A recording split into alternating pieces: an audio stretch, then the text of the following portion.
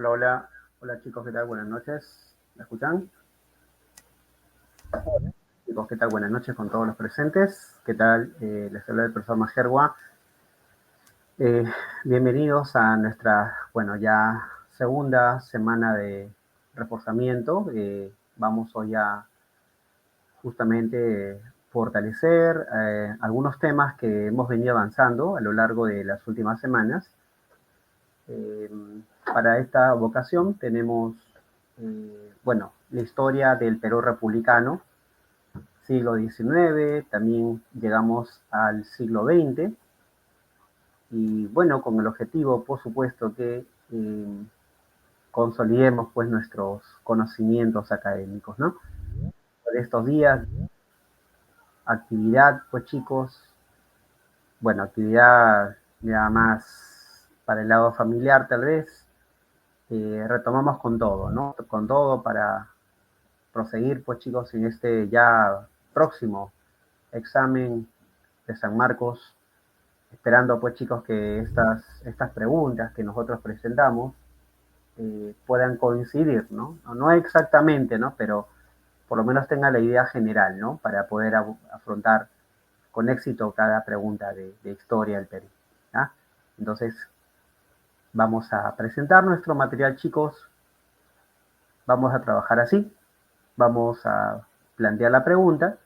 Hacemos una pequeña, bueno, un pequeño contexto, contextualizamos la pregunta y vemos las claves y algunas opciones que por ahí podrían ser consideradas también como respuestas, ¿ya? Entonces vamos a compartir por aquí.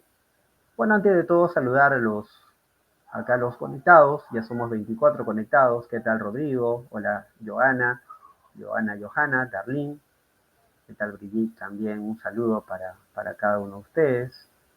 Igualmente para Rosalinda, Mariela, Alex, y todos los conectados. Clara Chanelli, también, buenas noches. Entonces vamos a comenzar por aquí. Y pasamos a compartir entonces. Por favor, tú me confirmas si estás viendo el material, ¿ya? Ahí va. Listo, confírmame por favor. Se ve chicos, ¿todo bien? Listo, genial. Ya está. Muy bien, comenzamos por aquí. Como les dije, esta parte del reforzamiento de historia abarca siglo XIX y los inicios del siglo XX. Profe, ¿ha venido esta parte de historia en San Marcos? Bueno, claro. Recuerda que uno de los temas que suele preguntarse es el tema de la prosperidad falaz, ¿no? La era del guano. ¿Por qué ese tema preguntaría San Marcos? Bueno, porque es un periodo de cambios, ¿no? Es un periodo de transformaciones en el que el Perú pasa de ser una república inicialmente inestable, con guerras entre los caudillos, con una economía muy golpeada, a una república más estable, con enfrentamientos de caudillos, pero una disminución de guerras civiles que nos da la idea de un orden, ¿no? Un orden en el país, ¿ya? Y justamente ese orden se basa en la explotación y la venta del guano, ¿no? El comercio del guano. Entonces, si ustedes leen la pregunta, ¿sí? Dice que ahí la riqueza del guano se encontraba fundamentalmente en las islas del litoral, ¿ya? Recuerden que estas islas, ahí está, el guano se ubicaba en las islas del litoral, ¿no es cierto? Entonces nosotros queremos más o menos graficar en dónde se encontraba el guano y podemos encontrar las siguientes regiones, ¿ya? Una frente a Lambayeque, ¿ya? Lambayeque, ¿ok? Y otras frente a Ica. Particularmente, ¿dónde estaría esto, profe? En las Islas Lobos, las Islas Lobos, Lobos de afuera, y por acá tenemos las Islas de Chincha. Ahí estaba el guano.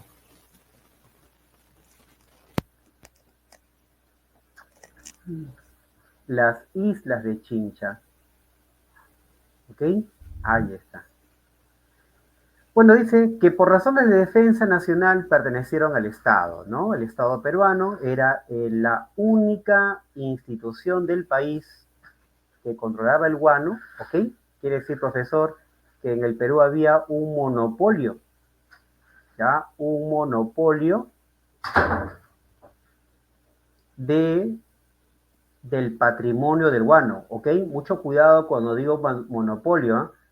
Cuando digo patrimonio, significa que el Estado era el dueño del guano. No vayas a confundir con el monopolio comercial, ¿ya? Este es el monopolio del patrimonio del guano, ¿ya? El Estado puede hacer lo que más le parezca con el guano, ya que es la única institución que es dueña del guano. Otra cosa es que le dé a otros para que la vendan, ¿no? Esa es otra cosa, ¿sí? Y entonces dice la pregunta, la venta del guano en el mundo produjo grandes cantidades de dinero. Claro, por eso Bastarre habla de prosperidad económica, prosperidad falaz, que permitió, atención por aquí chicos, mira, por acá te voy a colocar algunas preguntas que hizo San Marcos, ¿no? Uno, se logró consolidar la deuda interna, que es el pago de la deuda interna a algunas familias que habían quedado endeudadas o perjudicadas en la guerra de independencia.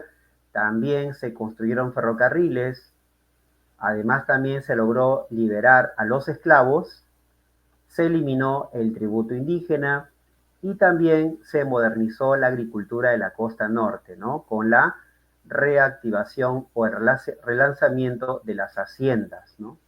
Sobre todo de caña de azúcar. ¿Ya? Bien, y dice, todo ello benefició principalmente a quienes, ¿no? Es la gran pregunta, ¿sí? Hola, hola, ¿qué tal? Buenas noches. A ver, ¿qué marcarías ahí? ¿Quiénes son los grandes beneficiarios de esta época de prosperidad falaz? Socialmente, ¿a quién benefició? ¿Mm? Recuerden, chicos, mira los enunciados que te están poniendo, ¿ah? Deuda interna, liberación de los esclavos, ¿verdad? También se modernizó la agricultura de la costa norte y entonces el Estado peruano, con todas esas medidas que está haciendo, ¿ah? Creando condiciones, ¿no? Condiciones para que un grupo social se transforme, digámoslo así, en un sector económicamente fuerte en el país, ¿no? El Estado lo que está haciendo es llevar capitales, ¿no? Hay una capitalización del Estado para con esas familias que van a terminar siendo en nuestra historia las más beneficiadas en esta época, ¿no? Profe, ¿quiénes serían esas familias, profe? ¿Los gamonales? Podría ser chicos, podría ser, pero te comento que no son ellos, ¿ya? Porque el beneficio del guano, ¿sabes dónde se concentró más, chicos? En la costa. El guano se concentró en el litoral y por supuesto impactó en la costa, ¿eh? Y particularmente en Lima, ¿no? Lima. El guano lo que hizo, chicos, es fortalecer el centralismo limeño, haciendo que las provincias sean un tanto olvidadas, ¿sí? En tanto las regiones fuera de Lima, la región de la sierra y la selva todavía, terminan un tanto desplazadas, ¿no? Por Lima principalmente. Han sido desplazadas de la dinámica económica en el Perú, ¿sí? Así que estos gamonales que están en la sierra no fueron tan beneficiados, ¿ah? Menos la mesocracia, que es la clase media en el Perú. Esa clase media aparecería luego de la guerra contra Chile principalmente, ¿no? Bien, la burguesía europea. Podría ser, ¿ah? Pero básicamente si digo burguesía europea, yo me tendría que referir a la burguesía inglesa, o por ahí de repente a la francesa, ¿verdad? Con la familia Dreyfus. Pero si digo europea, me suena como que toda Europa, ¿no? Me suena como que la burguesía alemana, la burguesía rusa incluso, ¿no? Y eso ya es demasiado, ¿no? Demasiado. ¿La población en su conjunto? Claro que no, porque se mantuvieron las desigualdades sociales, ¿no? La burguesía industrial peruana o la burguesía criolla comercial. Bueno, primero que la industrial no es su época, ¿no? La burguesía industrial peruana recién la vas a ver, chicos, en el contexto de la Segunda Guerra Mundial. O sea, estamos hablando de desde 1940, ¿no? O sea, todavía no hay condiciones para ese desarrollo industrial, ¿no? Además, recuerda que en esta época el Perú, su economía era mayormente agroexportadora, ¿no? No era una economía industrial. Y marcamos como clave entonces la alternativa B, la E, perdón. Así que entonces el Estado, cuando lleva capitales, termina formando, pues chicos, esta famosa burguesía, la burguesía comercial, que en algunos libros, chicos, tú la vas a encontrar con este nombre, mira, la oligarquía. Profe, un momento, pero la oligarquía no era de la República Aristocrática, por supuesto, pero esta es la oligarquía de la primera generación, ¿sí? Esta oligarquía, chicos, va a perderlo casi todo cuando venga la guerra contra Chile. ¿Ah? Y no se olviden que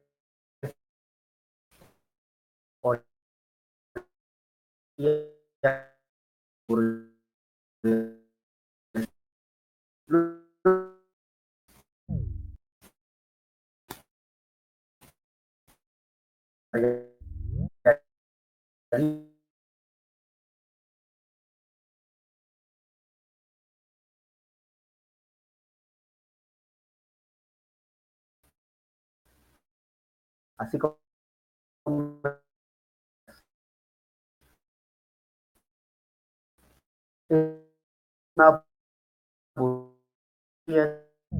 chicos eran dueñas de haciendas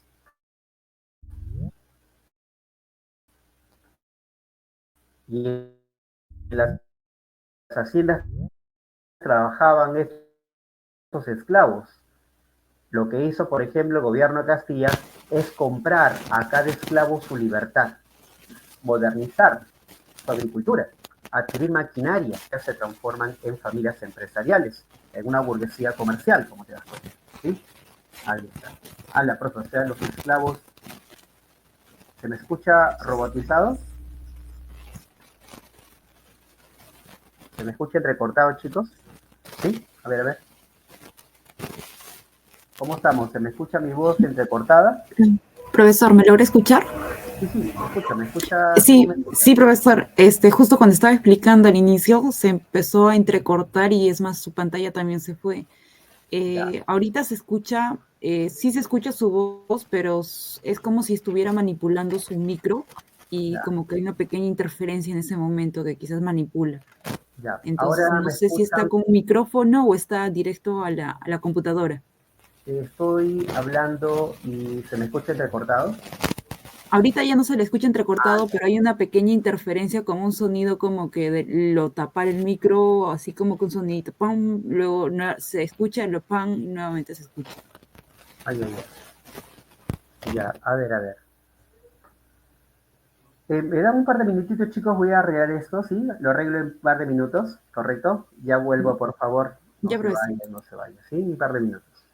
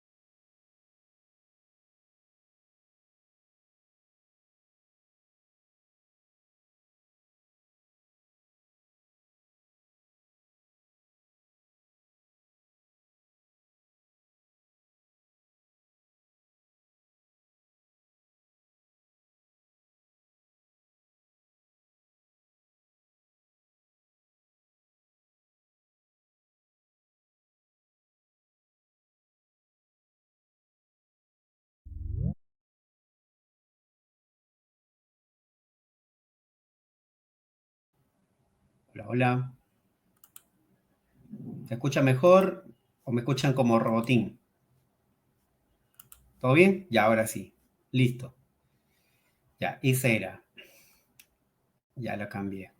Ya está.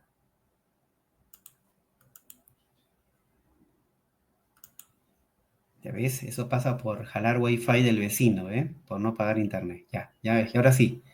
Ya voy a usar el mío entonces. Ya. Listo. Ya. Bueno, ahora voy a compartir para seguir y no retrasarnos, ¿ya? Ya, entonces, compartimos por aquí.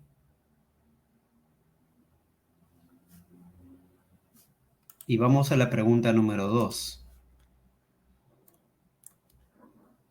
Ya está. Listo. Y confírmame, porfa, si estás viendo el material. ¿Estás viéndolo? Ya, genial. Seguimos entonces.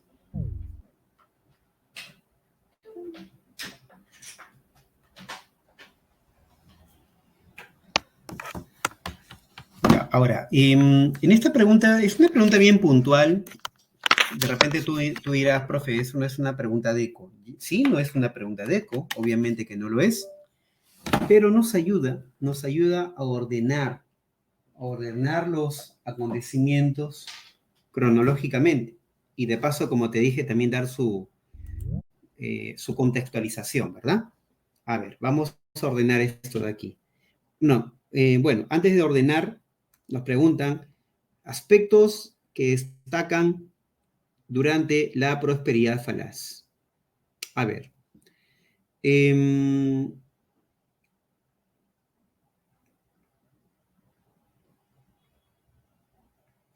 ay, un ratito, se me cruza esto. ¿Y qué es esto? Este es San Marcos. Ya, listo.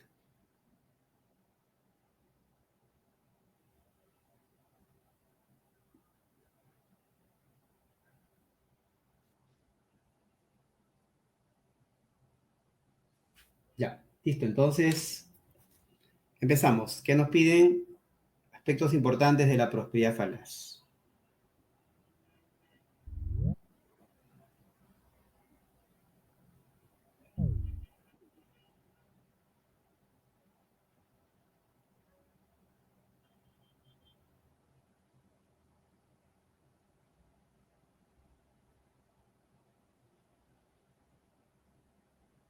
Bien, analicemos. Si nosotros queremos hacer un ordenamiento de los gobiernos más importantes de la época del Guano, serían estos de acá, ¿no? Más o menos así. Por acá comienza el periodo de prosperidad falaz con el gobierno de Castilla, y termina con el gobierno de José Balta en el año 72. Podemos colocar aquí un apogeo, un auge de la prosperidad falaz, y por acá podemos colocar una crisis, ¿no? Y el evento que marca este cambio termina siendo el conflicto con España, ¿ya? Y no porque la guerra contra España la hayamos perdido, al contrario, ganamos esa guerra, sino que esta guerra es el inicio de un endeudamiento, ¿no? Un endeudamiento del Estado peruano que tuvo que adquirir, ¿sí? Tuvo que adquirir armamento, y de paso también, tras el final de la guerra, el país comienza a vivir un impacto de la crisis internacional por la disminución de la demanda del guano, ¿ya? Entonces hay una disminución de la demanda del guano, ¿ya? Además también, hay un incremento de la deuda del Estado peruano, y nos preguntan por aquí, ¿no? ¿Qué aspectos importantes encontramos en la prosperidad falaz? Por ejemplo, tenemos el gobierno de Miguel de San Román. ¿Dónde estaría ubicado el gobierno de San Román? Estaría en la época de auge, porque en la época de auge estaría Ramón Castilla, estaría también el general Rufino Echenique, en cuyo gobierno se desató un escándalo de corrupción muy elevada. También estaría nuevamente Castilla, ¿verdad? Y por acá estaría finalmente Miguel de San Román. Todos ellos en el periodo de auge de la prosperidad falaz. Ahora, San Román adoptó como moneda la libra peruana de oro. La respuesta es falso, ¿ya? San Román adoptó la moneda que es el sol de oro y el sol de plata, ¿ya? Y son importantes, chicos, porque estas de acá son las primeras monedas de la República del Perú.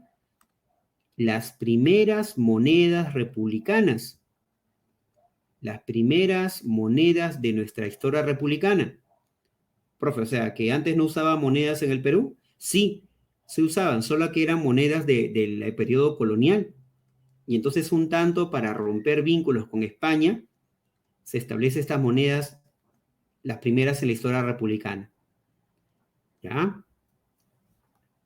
¿Ok? Bien. La ley de la consolidación se aprobó en el primer gobierno de Ramón Castilla. Sí, es correcto. Recuerden que esa ley, la ley de consolidación, también le llamamos la ley de deuda interna. ¿En qué consistió eso? En que el Estado comenzó a pagar, ¿no es cierto? Comenzó a pagar a varias familias peruanas que habían sido perjudicadas en la guerra de independencia. Ahora, el detalle es que este pago que se hacía a las familias estaba bajo la idea de que estas familias presentaran un documento llamado como los bonos de la independencia. A algunas familias se les pagó lo correcto, lo justo, pero a otras se les pagaba de forma irregular, ¿no? O sea, por ejemplo, en lugar de pagarle a esas familias 1,000 pesos, el gobierno terminaba pagándole 10,000 a 100,000 pesos. Profe, ¿por qué hacía? ¿Porque había una mala administración del presupuesto y la contabilidad del Estado? No, esto era algo intencional. Eso era una cuestión de favorecimiento a estas familias. ¿Ya? Por eso el Estado peruano termina siendo saqueado por estos gobiernos que comienzan siendo el gobierno de Castilla y los que vienen a continuación. ¿Ok? Y esa ley de deuda interna comienza con Castilla, pero va a terminar con el gobierno de Rufino Echenique, ¿ya? Que se va a ahí convertir en un terrible problema que va a desatar un escándalo, como se le llamó en la época, el escándalo de la consolidación, que incluso desató la guerra civil entre Castilla contra Echenique, ¿no? ¿De acuerdo? Así que esto de acá es correcto. La 3, Bartolomé Herrera propone la tesis de la soberanía de la inteligencia. Miren, chicos, en el gobierno de Echenique, a propósito, se desató un debate.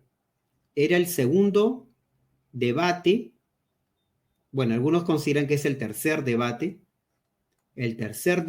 ideológico en el Perú.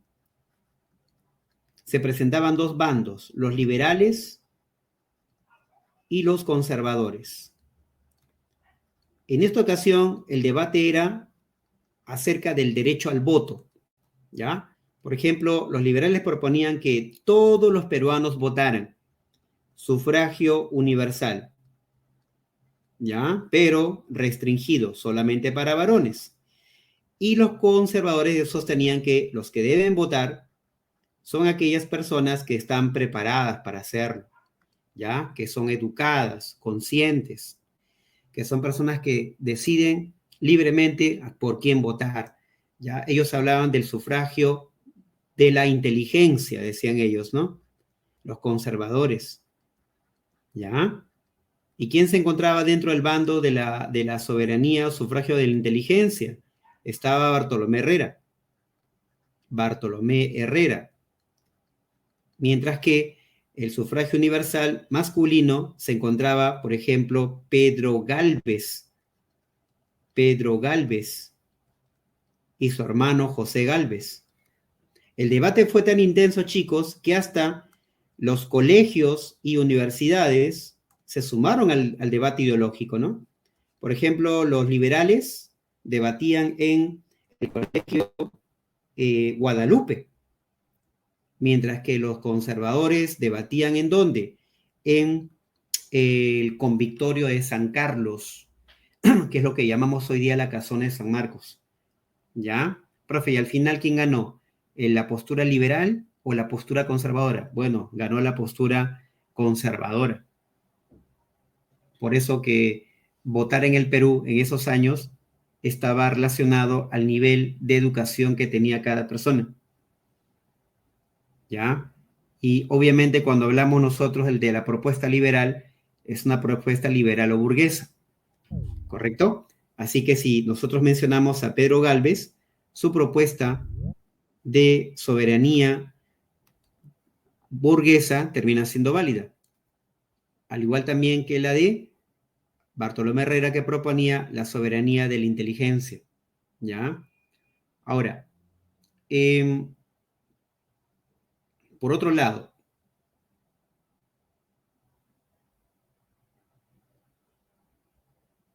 hasta ahí tendríamos clave, ¿no? 2, 3 y 4, ¿no? Podríamos marcar la clave y la C, ¿verdad? Profe, y la 5, la inmigración alemana a Posuso se realizó en el gobierno de Rufino Echenique. También sería correcto, ¿no? También sería correcto, ¿no, chicos? Los alemanes llegaron al Perú, a la selva del Perú, Posuso, que está en la selva central.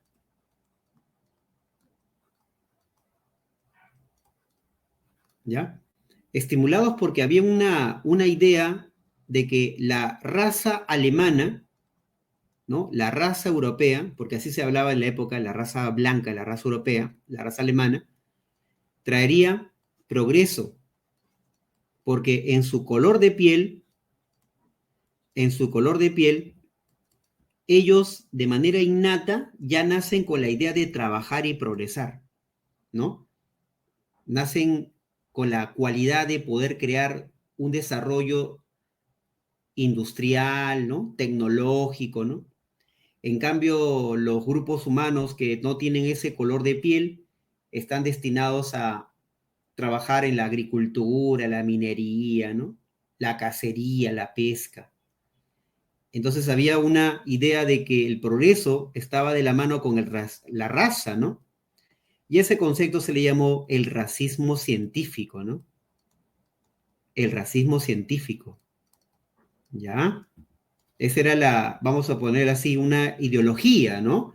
Que estaba muy de moda en la segunda mitad del siglo XIX, mediados del siglo XIX, y que llega al Perú y los conservadores como Echenique terminan dándole su respaldo, ¿no? Así es, ¿ya? Bueno, eso es obviamente una teoría, un supuesto, ¿no? No es que sea algo real, ¿no? Algo válido, ¿no? Ya, bien, profe, entonces, ¿cómo sería al final nuestra clave, profe? ¿Cómo sería nuestra clave? Bueno, marcaríamos entonces la clave 2, 3 y 5. Profe, pero la 4, ya, la 4 hay un detalle. La soberanía que se pone en mención, chicos, sí, podría ser conocida como soberanía burguesa, ¿ya?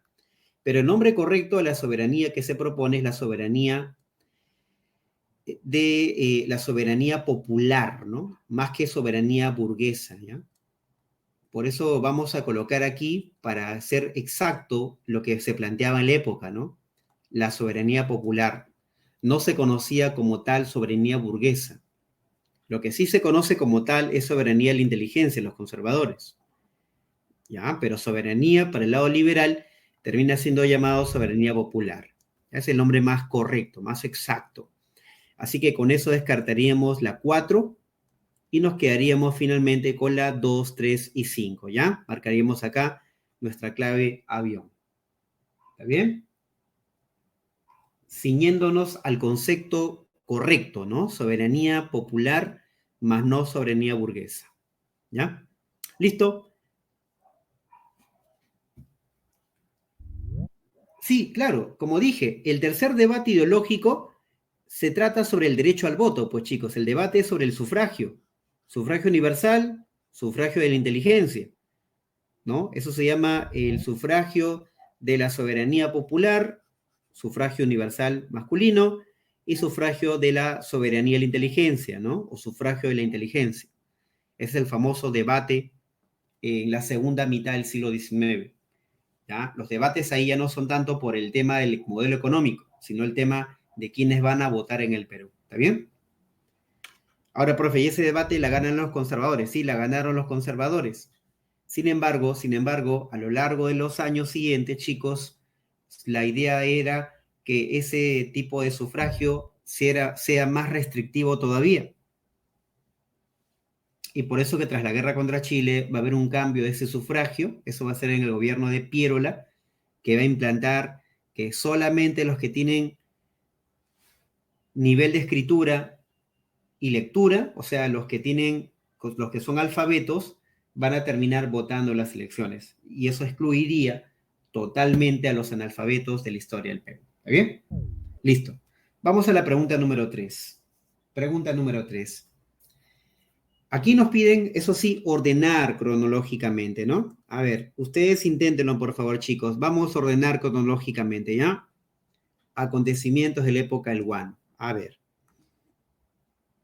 Veamos por aquí. Como dijimos, la época del Guano comienza con Castilla y termina en el periodo de José Balta. ¿Ya? ¿Y qué vamos a encontrar por aquí? Bueno, en la época del Guano vamos a encontrar tanto conflictos como también obras importantes. ¿Ah? Por ejemplo, algunas obras importantes o hechos importantes lo encontramos aquí en 1855. Cuando el gobierno de Echenique firma el tratado o convenio Herrera da Ponte Ribeiro. Herrera da Ponte Ribeiro. Profe, ¿por qué lo dice así medio portugués? Porque justamente el tratado se hizo con el Brasil. Perú-Brasil, ¿no? Para poder establecer límites fronterizos. Y por supuesto, ver el futuro o el destino del río Amazonas, que se convierte en un río internacional con este tratado. A cambio de eso, el gobierno de Echenique tuvo que entregar territorios. ¿Ya? Profe, ¿por qué? Simple, pues chicos, porque si Perú no hacía el tratado con Brasil, Brasil ya estaba colonizando gran parte de la selva, incluso ya habían brasileños en la selva peruana. No se podía sacar los brasileños de ahí, la única forma es darle territorio para evitar una guerra con Brasil. ¿Ya? Eso te dice claramente que en la época del Guano, la política amazónica ya era una política muy descuidada. Hubo un gran descuido de la política amazónica. ¿Y eso debido a qué, profe? Debido a que el Guano, como se encontraba en la costa y en el litoral, merecía más importancia en esa zona, ¿no? ¿Ya? Por eso dicen algunos que mientras la costa, en la época del Guano, vivió su momento de bonanza, la sierra y la selva vivieron su momento de carestía, ¿no? Abandono por parte del gobierno de Lima. Muy bien, años siguientes se va a firmar o se va a producir, chicos, el famoso incidente de Talambo. ¿Qué cosa fue el incidente de Talambo? Asesinaron a un español y ese incidente será tomado como pretexto para que España venga al Perú y reclame justicia por su compatriota. Y como el gobierno del Perú en esos años despreció ese hecho, España tomó el control de las islas de Chincha. Con ese pretexto, y Perú no tuvo otra que declararle la guerra finalmente. Y se desató la guerra contra España en 1866, produciéndose el llamado combate del 2 de mayo, ¿ya? Donde destacó la figura de ¿quién? De José Gálvez. La guerra termina ganando el Perú y se firmaría año más tarde el Tratado de París, con el cual España reconoce la independencia del Perú. Tras esa guerra, ¿te acuerdas? Comienza la crisis, ¿verdad? La crisis de la época del guano. A eso súmale también que el guano está bajando su valor en el mercado mundial, está reduciéndose su demanda, y entonces el gobierno peruano tiene la necesidad y la urgencia de vender el guano lo más rápido posible. Por eso que en 1871 el nuevo gobierno del Perú, a manos de José Balta, decide firmar el famoso contrato Dreyfus. Objetivo del contrato Dreyfus, chicos, cancelar la deuda externa. Y a cambio se le entrega la venta del guano a un solo vendedor, el señor Dreyfus. ¿Ya? Y todo esto, chicos, va a traer como impacto que el contrato Dreyfus también le quitó el negocio del guano ¿a quién? A esa oligarquía que habíamos comentado, ¿no? ¿Qué hacen estos miembros de la oligarquía? Los ex consignatarios, así se les llamó también. Decidieron formar una agrupación política. ¿Cómo se llama, profe? La Sociedad de Independencia Electoral. Su objetivo, postular para las elecciones de 1872. Y esta Sociedad de Independencia Electoral, chicos, será el primer nombre que adoptaría luego, ¿quién? El Partido Civil. ¿Ya? El Partido Civil. Ahí está, ¿verdad? Y listo, ya tenemos acá nuestra clave, ¿no? Ya está. Sería entonces la clave, la C de casa, ¿verdad? Así es. Listo. Número 4. Indique la proposición correcta de la época del guano. A ver, ¿qué tenemos en la época del guano? ¿Se firma el contrato GICS? Claro que sí. Es un contrato por consignaciones durante el gobierno de Ramón Castilla. ¿Está bien? Y esa forma de negociación por consignaciones fue lo más ideal que tuvo el Estado peruano, porque el Estado se agenció de muchos recursos, ¿sí? Económicos. Bien, la 1 va. ¿Sí? Si la 1 va, descartamos la D, descartamos la E también. Vamos con la siguiente. Manuel Ignacio Vivanco estableció el sistema de arrendamiento. Eso es falso, ¿ya? El sistema de arrendamiento fue la primera forma de contrato guanero. Ya ese contrato se firmó con un empresario peruano llamado Francisco Quirós y se realizó en el segundo gobierno de Agustín Gamarra. ¿Ya? Así que descartamos la 2. Ya está descartada también. La 3. Juan Antonio Peset formó la Cuádruple Alianza. Eso es falso. Este señor Peset más bien había firmado un tratado con España, el tratado Vivanco y Pareja, a través del cual el gobierno de Peset le entregaba a España el guano de las islas de Chincha. Por lo que el general Prado, Mariano Ignacio Prado, ¿no es cierto?, en Arequipa, se rebela contra Peset, lo depone, declara la guerra a España y antes de eso Prado rechaza el tratado Vivanco y Pareja y Prado organiza la llamada Cuádruple Alianza, ¿verdad? Integrada por Perú, Bolivia, Ecuador y Chile. Y esta Cuádruple Alianza es la que termina ganando la España, ¿no? En el combate 2 de mayo. Aunque en realidad el combate lo dirigió de inicio a fin el Perú, ¿no? Ahí está. Falso, entonces. Y entonces se va a la 2, se va a la 3, se va a la 3, nos queda la 4, dice, se establece el sistema de consignaciones, por supuesto. Claro que sí. Nos quedamos entonces con la clave la B, 1 y 4. ¿Ya? Ya, la Cuádruple Alianza, como dije, fue una alianza contra España, una alianza de carácter antiimperialista, bueno, antiimperial en el caso español, formada por Perú,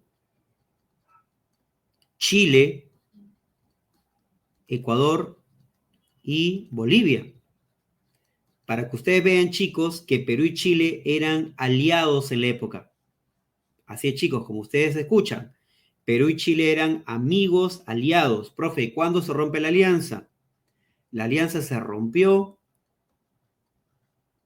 en 1873. Profe, ¿qué pasó? Bueno, en ese año ya el presidente peruano, Manuel Pardo y Lavalle, decide hacer el estanco del salitre y luego la nacionalización del salitre, perjudicando a empresarios chilenos. Y entonces el Estado chileno tuvo que priorizar a sus empresarios antes que la alianza con el Perú. Y ahí se rompen los vínculos internacionales, ¿no? El salitre, por eso, chicos, no solamente trajo como consecuencia que el reemplace al guano en su tipo de venta para el Estado, sino también ruptura diplomática con el gobierno chileno, ¿sí? Así es. ¿Ya? Muy bien, ahí está. Ya. ¿Qué presidente dirigió la Cuádruple Alianza? Él fue Mariano Ignacio Prado, ¿no? Ganador de la guerra contra España, ¿correcto? Listo, vamos a las 5. Uno de los presidentes resaltantes de la época del guano fue Ramón Castilla, quien gobernó en 2 oportunidades. En su primer gobierno se realizaron varios acontecimientos, entre los cuales destacó la organización de las finanzas públicas mediante la elaboración del presupuesto. Profe, ¿qué es eso de las finanzas públicas? Bueno, finanzas se entiende el tema del dinero, ¿verdad? ¿Cuánto dinero entra al Estado peruano? ¿Cuánto dinero sale? Cuando digo público me refiero al Estado peruano. Ahora, para poder saber cuánto hay de ingresos, ¿verdad? Y egresos, ¿dónde está ese, vamos a decirlo así, ese elemento, ¿no? Que nos permite establecer estos ingresos y estos gastos, ¿no? Obvio, está en el presupuesto general de la República. Justamente Castilla es el primero que hace esta forma de ordenamiento para justamente darle una mayor capacidad al Estado como una institución, ¿ve? Más pegado a la regla, al orden. Castilla intentó darle un ordenamiento al Estado. O sea, darle el lugar que el Estado realmente debe tener, ¿no? Un Estado ordenado, con sus cuentas claras, transparentes, ¿no? Pero bueno, no resultó finalmente este intento de ordenar al Estado, porque el Estado comenzó a despilfarrar, derrochar dinero, ¿ya? Pues al final el Estado termina endeudado y por eso se le llama a esta época prosperidad falaz, justamente, ¿ya? 2, la organización o la comercialización del guano mediante sistema de arrendamiento o alquiler.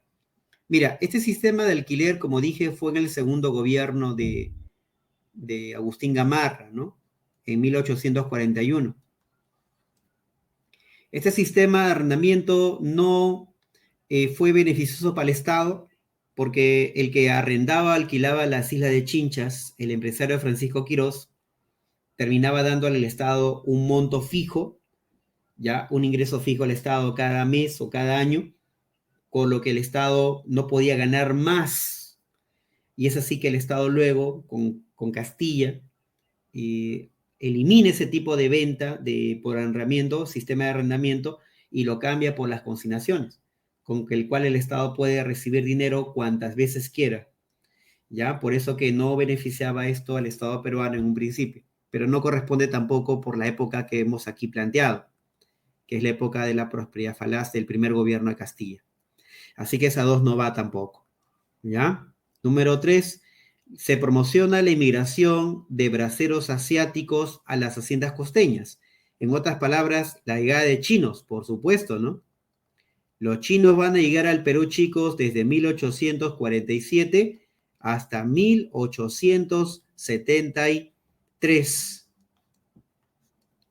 En todos esos años los chinos llegaron, fueron muchos chinos, chicos, convirtiéndose, por lo tanto, en la mayor inmigración que llega al Perú republicano en el siglo XIX, solamente superada por los venezolanos, ¿ya? Que ocurrió en el siglo XXI. Y los chinos llegan al Perú, como recuerdas, ¿para qué? Para trabajar como braceros en las haciendas de la costa norte, ¿no? Azucareras sobre todo. Pues ustedes van a ver, chicos, fotografías de la época donde los chinos están trabajando en una hacienda de caña de azúcar. Ahí están amarrados con grilletes, con cadenas incluso, ¿no? Así es. Sí. Cuando los chilenos llegan a Lima, los chinos terminan apoyando a los chilenos. Ahora tú dirás, profe, ¿por qué? No porque los chinos sean traidores, ¿ah?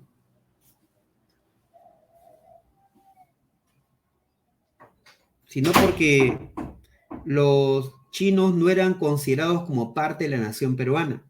Y eso que estaban varias décadas en el Perú. ¿Ya? ¿Por qué? Porque sencillamente el Perú no tenía mecanismos de integración, chicos, al resto de la población. O sea, el Estado no fue capaz, desde la época del Guano hasta la época con la guerra contra Chile, de integrar a los peruanos. No hubo esa capacidad de crear una nación en el Perú por parte del Estado. ¿Ya? Uno, porque el Estado no contribuía a través de la educación. ¿Sí? La educación es un mecanismo importante para generar concepto de nación. Recuerda que la educación en esos años era muy limitada para los sectores populares. No había educación primaria, educación gratuita, no lo había. Dos, el mercado también es otra forma de formar una nación. Nuestro mercado, como te dije, estaba concentrado más en la costa. No estaba articulada con el mercado de la sierra, menos de la selva. ¿Ya? Y tercero también, pues chicos, ¿por qué no se formó la nación en estos años? Porque las formas de trabajo, nuestras formas de trabajo eran muy similares a formas de trabajo esclavizadas. Entonces, obviamente, los trabajadores no se sentían parte de la nación peruana, menos del Estado peruano, como el caso de los chinos. ¿Ya? Y eso explica por qué los chinos terminan apoyando a los chilenos en la guerra contra Chile, en la guerra del Pacífico, ¿no? Porque no se había formado un Estado-nación, ¿no? Eso fue parte de la historia, en realidad, ¿no? Claro, porque los explotaban, los marginaban, ¿no? Esa es la razón fundamental. No se sentían peruanos. Ajá. Y en la cuarta dice, se saneó la deuda pública interna a través de la ley de la consolidación. Cuando se dice se saneó, significa se canceló, se logró pagar la deuda interna a estas familias que fueron beneficiadas, ¿te acuerdas? De manera ilegal, y terminó siendo esto un escándalo de corrupción, ¿verdad? Y eso es correcto también. Nos quedamos entonces con la 1, con la 3 y con la 4. ¿Ya? Marcamos a clave la letra D de dado. ¿Está bien? Así es. Bien, seguimos. Número 6. Cerca del final de su gobierno, Rufino Echenique tuvo que enfrentar el levantamiento de un grupo de opositores que desembocó en la Revolución Liberal de 1855, encabezada por el mariscal Ramón Castilla. O sea, se está hablando que en el 55 hubo una guerra civil, ¿sí? Hubo una guerra civil entre Echenique, que era el presidente de turno, conservador, contra el que se levanta en armas, Ramón Castilla, que en ese momento había asumido la postura liberal, aunque Castilla no era un liberal, ¿eh? Pero él se volvió liberal por situaciones de conveniencia. La guerra se desató, ¿por qué? ¿Por qué se desató la guerra? Claro, porque Echenique había convertido el pago de la deuda interna,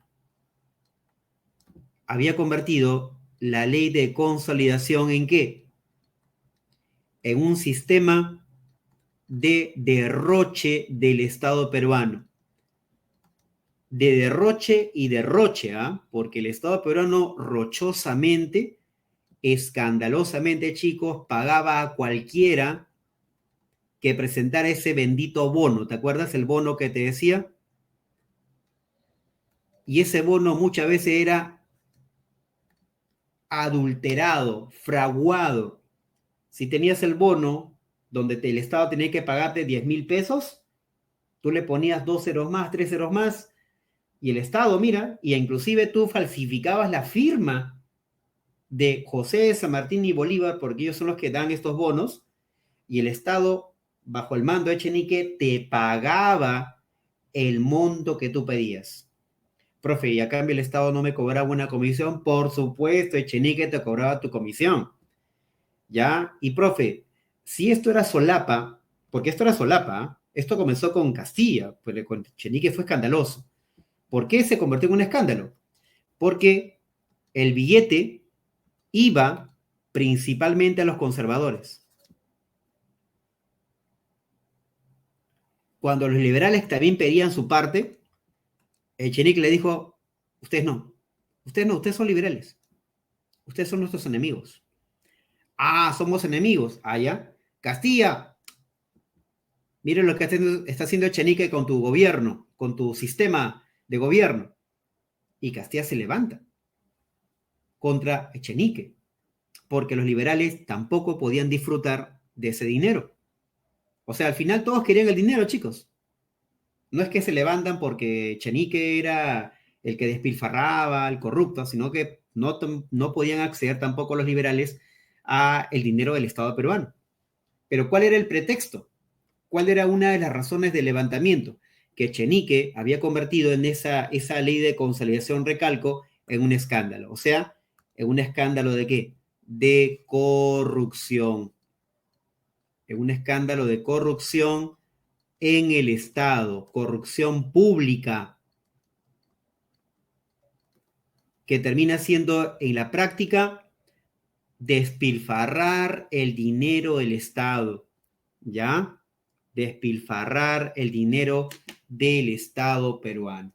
Así termina esa historia.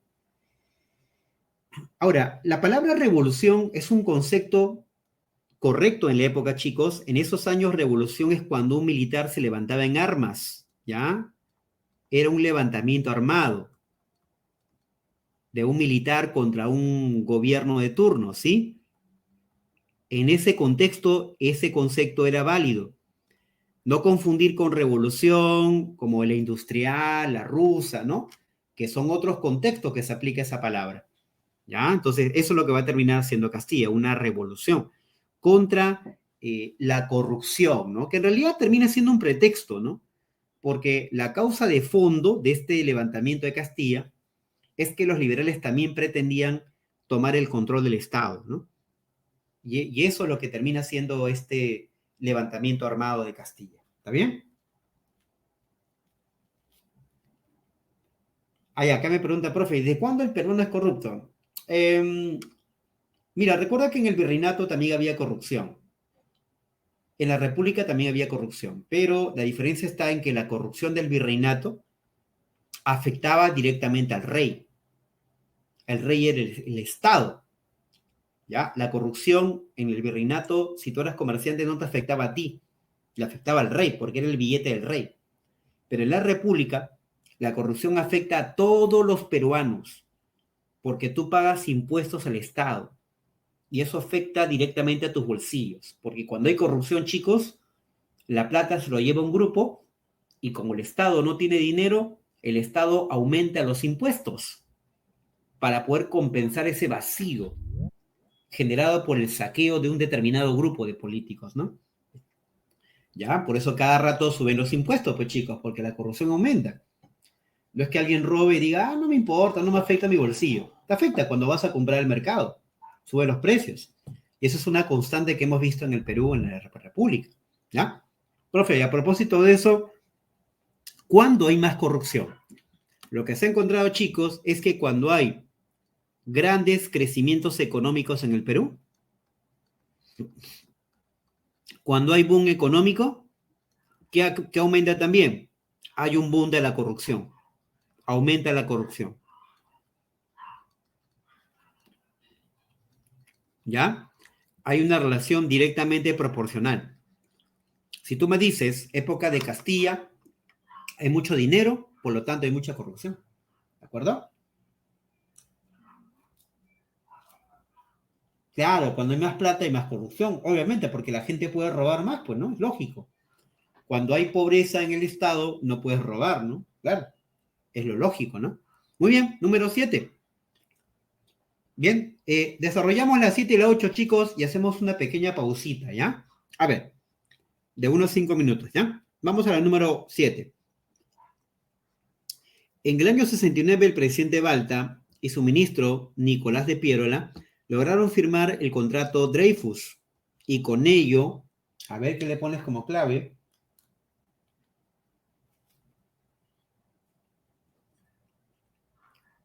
¿Qué logró el gobierno de Balta con el contrato Dreyfus?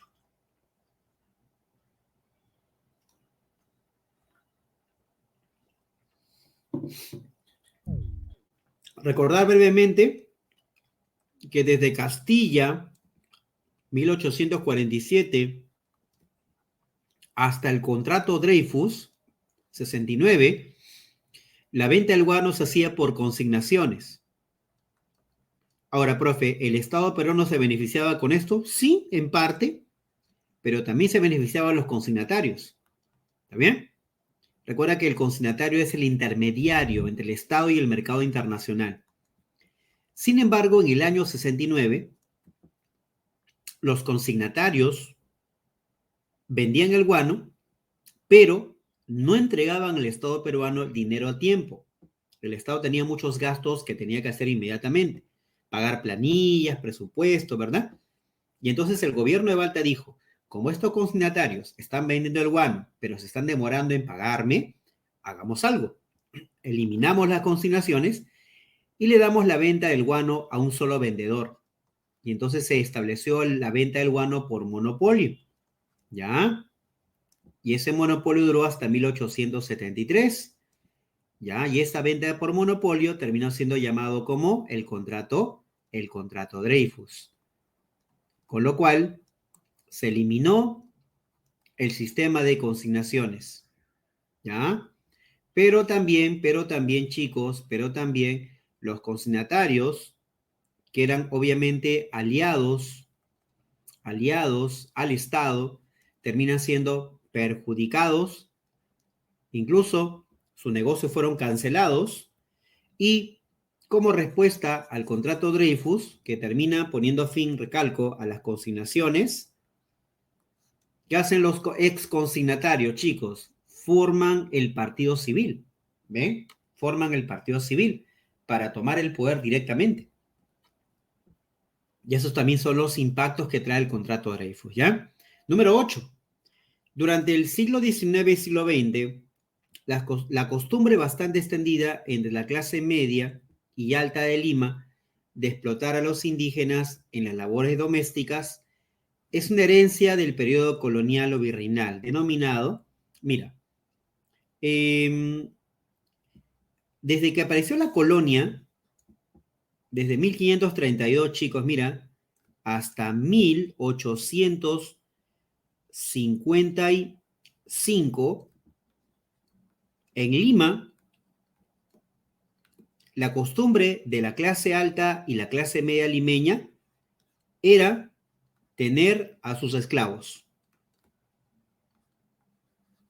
Ellos paseaban en Lima con los esclavos. Incluso se dice, pues, chicos, Ricardo Palma, ¿no? Uno de los personajes que estudió esta época, decía que la clase alta limeña, cuando paseaba por el centro de Lima, se encontraba con otra persona similar a él, de su misma clase.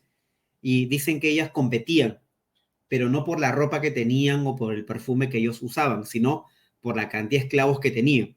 Entre ellos competían. A ver, ¿cuántos esclavos tienes? Tengo 100. Yo te gano. Tengo 200. Entonces ellos terminaban de alguna forma viéndose quién era más poderosa en Lima con la cantidad de esclavos que tenía. Pero cuando el gobierno de Ramón Castilla eliminó la esclavitud, se abolió la esclavitud, entonces los esclavos terminaban siendo liberados. Entonces la clase media, la clase alta peruana, para poder mostrar su estatus social, ¿qué hacía? Contrataba, bueno, ni siquiera contrataba, sino traía de la sierra, a indígenas, sobre todo niñas de 15 años, 18 años, o niños de 14, 16 años, para que trabajen en su casa, en la casa de la clase alta, como cocineros, como servicio doméstico, como cuidadores de sus hijos, con una forma de ¿qué? De trabajo doméstico, a quien no se le pagaba un salario y estaban trabajando en la casa de su patrón, vamos a llamarle así, 24/7. O sea, las 24 horas al día, los 7 días de la semana. A ese tipo de trabajo doméstico que viene de la época colonial, chicos, y que se desarrolla ¿hasta cuándo? Mira hasta dónde viene esa forma de trato, ¿ah? Hasta 1969, a eso se le va a llamar el famoso pongaje. El pongaje. Y el indígena mencionado se llama el pongo. ¿Ya? Y eso obviamente, chicos, lo desarrolla muchísimo José María Arguedas en su obra El sueño del Pongo. Si ustedes de repente han escuchado la obra, ¿no? Claro, ¿ya? Ahora, profe, ¿y por qué dura hasta el año 69? Porque en ese año la reforma de Velasco Alvarado prohíbe todo tipo de maltrato al indio. O sea, si tú eres de plata, tienes un apellido extranjero peruano y quieres tener a un, vamos a llamar así, peruano indígena trabajando para ti, bien, puedes contratarlo, pero tienes que pagarle, tienes que darle salidas los fines de semana, tienes que darle incluso apoyo para que se eduque. Ya no es posible que lo trates como un pongo, ¿no?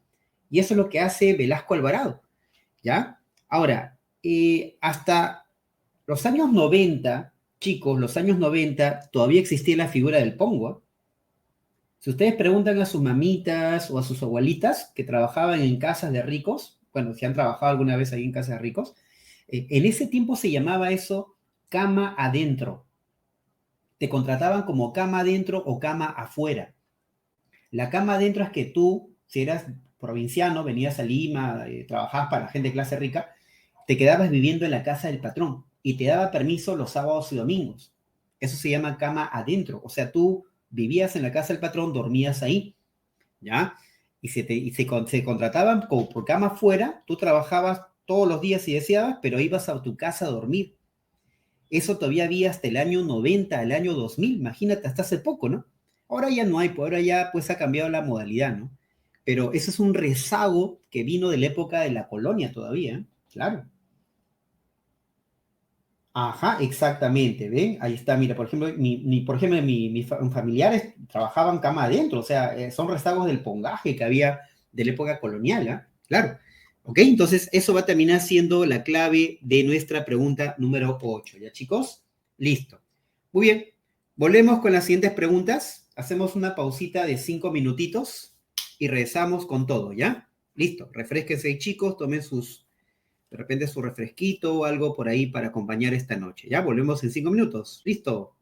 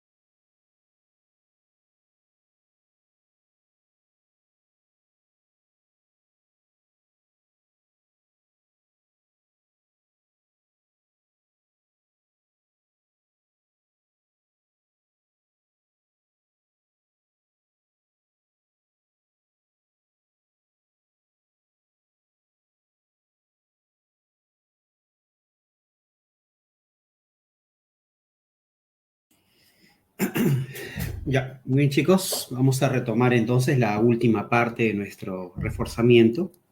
A ver. ¿Listo? Chicos, ¿se me escucha? Por favor, estoy aquí hablándoles. ¿Está escuchándose mi voz? Listo. Ya, genial. Gracias, gracias. Muy bien. Entonces, comenzamos. Retomamos aquí, ¿ya? Vamos a la pregunta 9. A ver.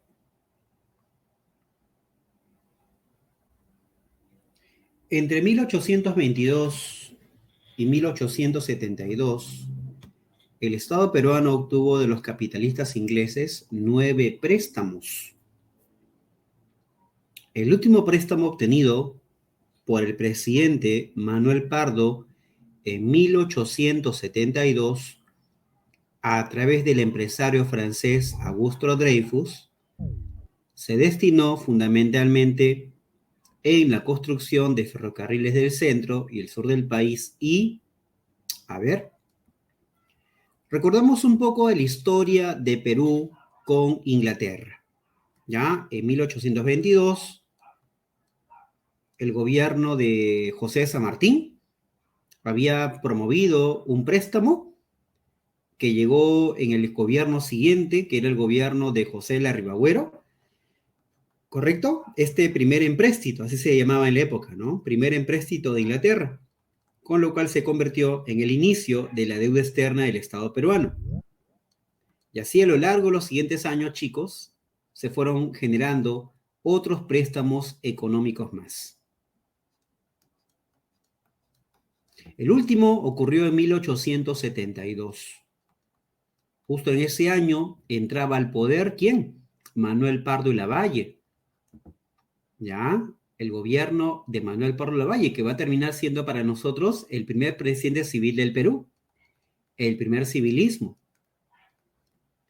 Y Pardo y Lavalle, este presidente peruano, quería romper la política que habían emprendido los militares antes de él. ¿Qué política, profe? La política de gastos, ¿no? Los militares habían hecho mucho gasto, incluso llegando al extremo de despilfarrar.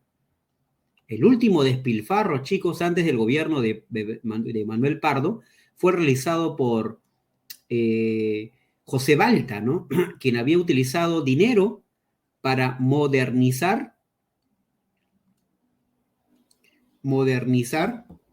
Lima a través del derrumbe de las murallas de Lima. Recordamos un poquito nuestra ciudad de Lima, tenía murallas que databan de la época colonial. Se hicieron parques, jardines, la ciudad se amplió, se construyó incluso el Parque de la Exposición, ¿verdad? Que está todavía en Paseo Colón. Balta también mandó construir el puente Balta, ¿no? Que es un puente de fierro muy costosísimo. Se hicieron ferrocarriles, en fin, ¿no? Así que cuando viene Pardo dice, señores, no vamos a repetir lo que hicieron los militares, vamos a tener un gobierno austero, con poco gasto, ¿ya?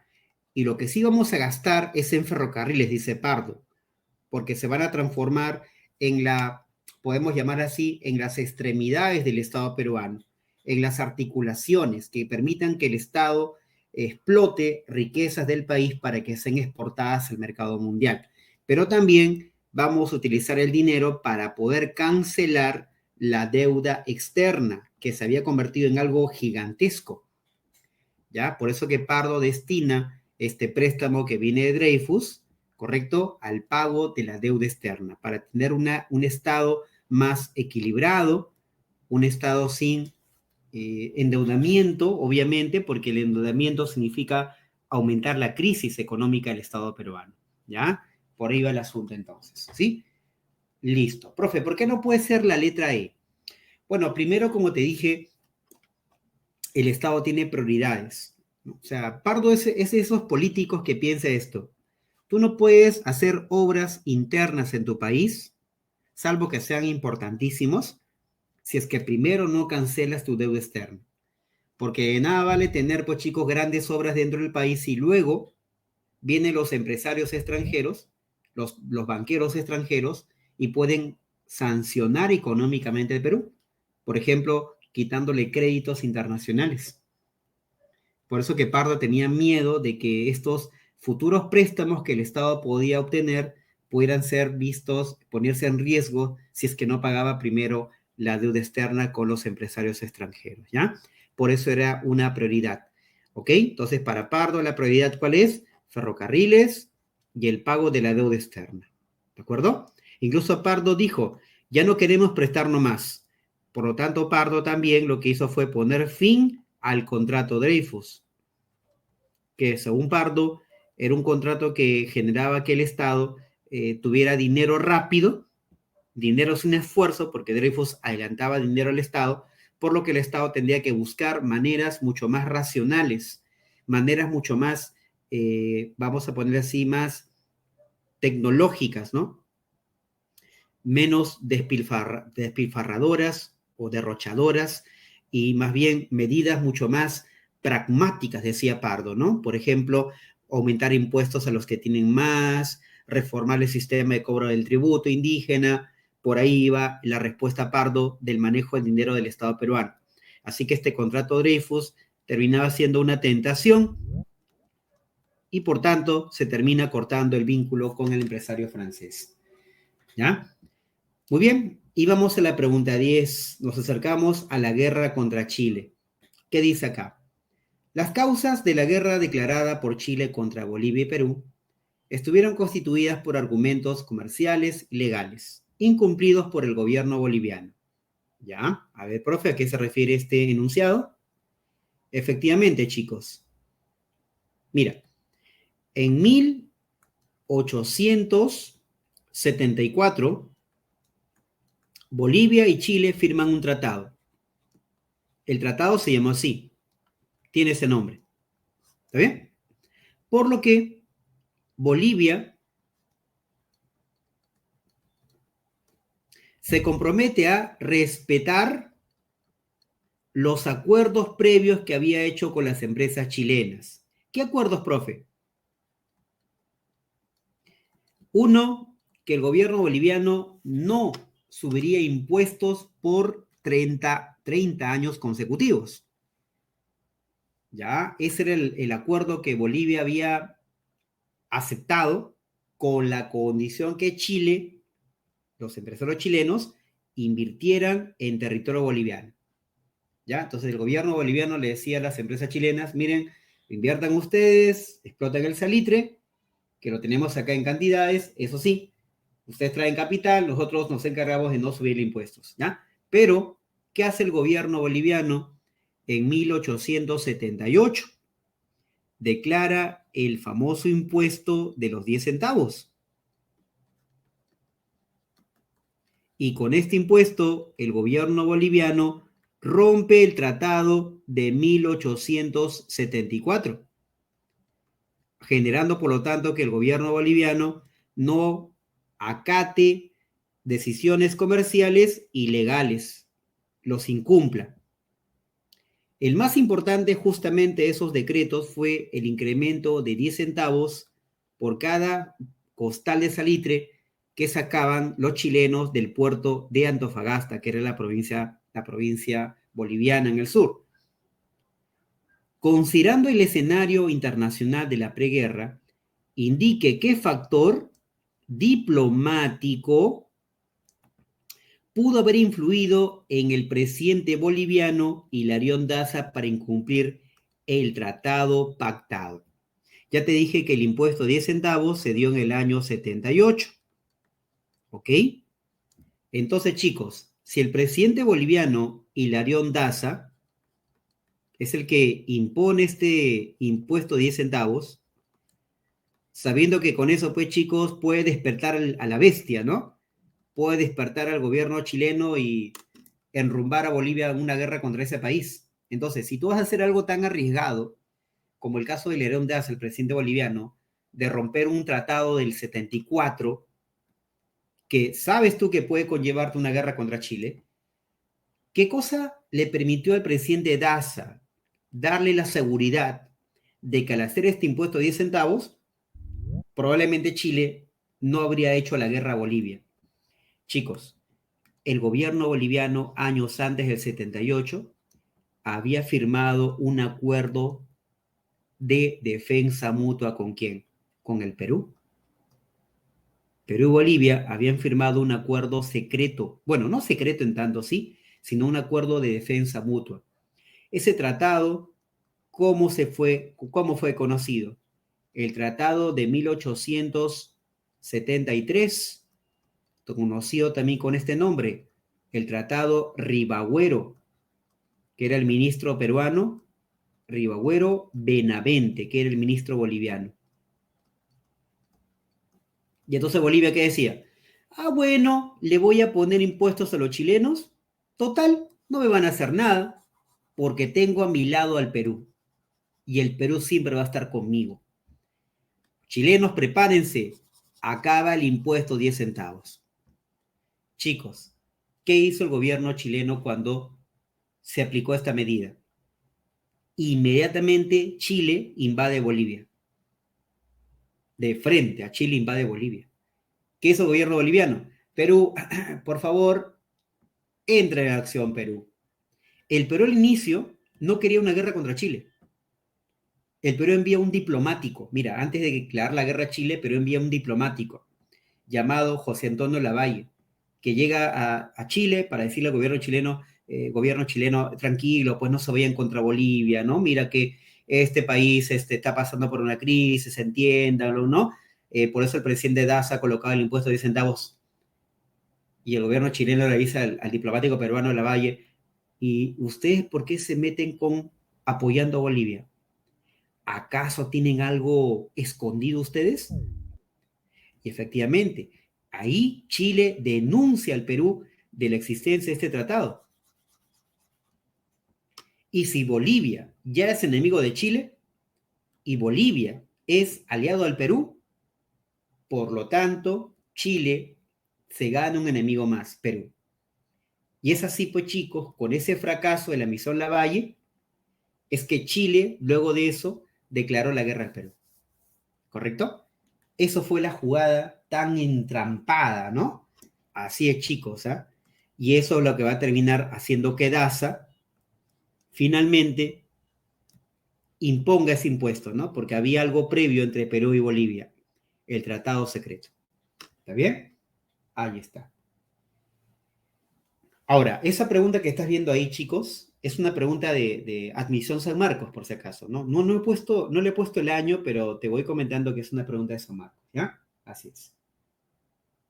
Claro, claro, a Lavalle lo recibieron con insultos, ¿no? O sea, el peruano ya en ese tiempo era visto como ya alguien lejano a los chilenos, ¿no? Ya no era esa época de Castilla, de Prado, en el que Perú y Chile se saludaban cordialmente, ¿no? Ahora, por el tema del salitre, ya se habían distanciado peruanos y chilenos, ¿no? Ahora, ¿por qué Chile hizo todo esto contra Bolivia y luego contra Perú? Porque tenía el respaldo de empresarios británicos, ¿ok? El gobierno de Inglaterra no apoyó a Chile. Repito, el gobierno de Inglaterra no apoyó a Chile. El que apoya al gobierno chileno son los empresarios ingleses. El gobierno británico no interviene en la guerra a favor de Chile, ¿de acuerdo? Lo hacen empresarios particulares de Inglaterra. Empresarios privados de Inglaterra apoyaron al gobierno chileno, ¿ya? Listo. Seguimos. Número 11. Ya esta pregunta 11. En ese tiempo el ejército peruano tenía más soldados, ¿cierto, Jan? Pero carecían de armamentos. Lo que pasa es que nuestros armamentos en plena guerra no estaban bien distribuidos. La mayoría de armamentos estaba en Lima. ¿Ya? Lima y la costa norte. Por eso que era urgente llevar armamentos a la costa sur. Pero para mala suerte del Perú, perdimos el combate de Angamos y entonces los barcos peruanos no podían llevar armamento al sur. ¿Me entienden? Por eso que la pérdida de la campaña marítima, tanto en Iquique como en Angamos, fue un duro golpe militar para la gente de la zona sur del Perú. y es la gente del sur del Perú, Arequipa, Tacna, Moquegua, tuvo que pelear con lo que tenía, con los pocos recursos que tenía, ¿ya? Y claro, como dije, profe, ¿por qué no había armamento en todo el Perú? Porque el gobierno del Partido Civil de Manuel Pardo había recortado presupuesto para la venta, la compra de armamento en el mercado mundial, ¿ya?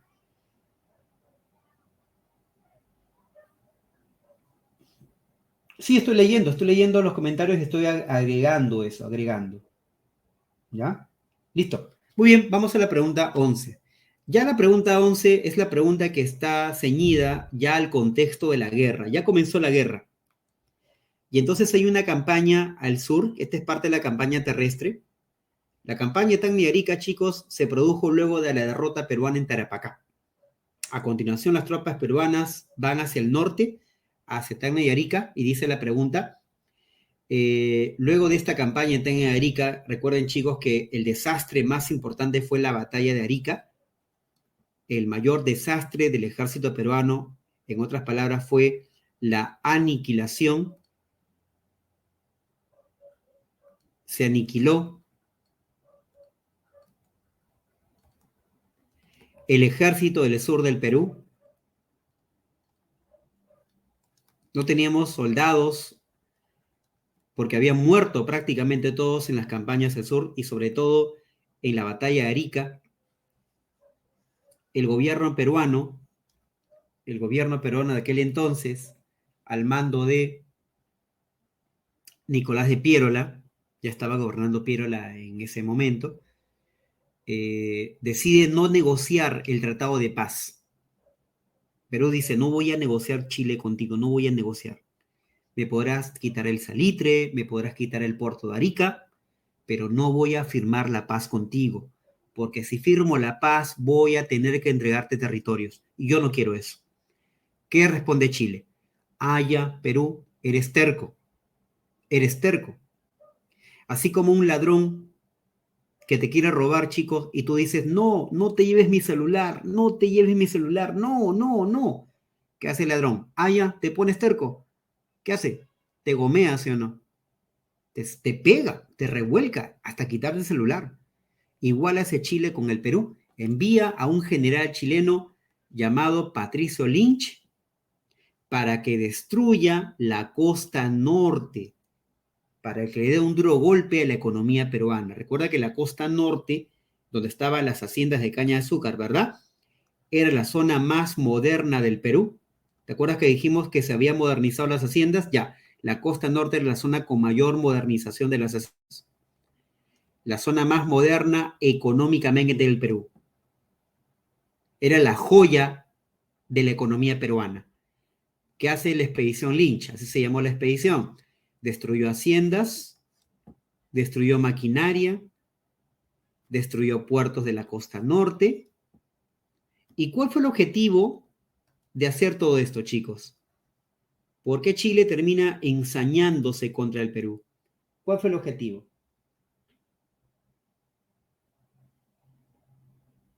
Bueno, tiene muchas, de repente puedes deducir, profe, entonces Chile quería destruir el comercio, ya no solamente salitre, sino destruir el poder comercial del Perú. Sí, puede ser. Pero Chile no quiere solamente tus puertos, Chile no quiere solamente tu comercio, Chile quiere llevarse el salitre con todo el territorio, llevarse el salitre con todo el territorio encima, o debajo, ¿no? Y para eso hay que firmar un tratado de paz. ¿Ya? Por eso que el objetivo era esto. Destruir todo el elemento productivo de la costa norte, firmar el tratado de paz que permita formalizar la entrega de territorios.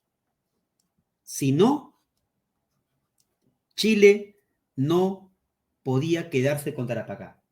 Recuerda, toda guerra termina con un tratado. La guerra no termina con una batalla, termina con un tratado, ¿de acuerdo? Y Chile quería poner fin a la guerra firmando un tratado de paz con el Perú. Chicos, el país más interesado en firmar la paz no era el Perú, era Chile.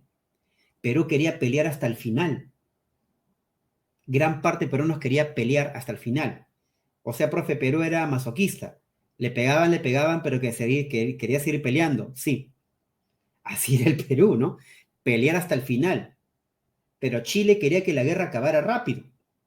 ¿Por qué, profe? Porque Chile tenía dos temores. Primer temor, que mientras más dura la guerra para Chile, Chile se endeudaba con los empresarios de Inglaterra. No le convenía. Y dos, si la guerra demoraba más, Chile tenía miedo de despertar a una bestia.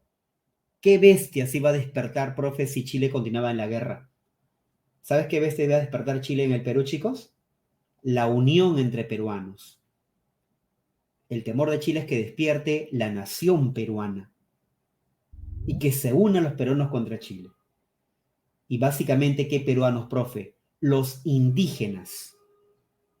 Ese es el temor de los chilenos. ¿Ya? Profe, ¿y por qué?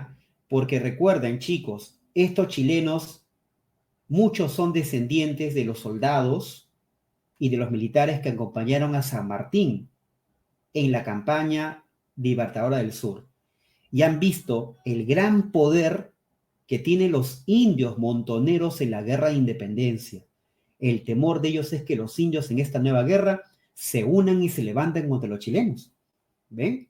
Y eso termina siendo el temor de Chile también, ¿ya? Ahí están las dos razones por las cuales Chile quiere que la guerra acabe rápido. Bien, vamos con la pregunta 12. Después de la guerra contra Chile,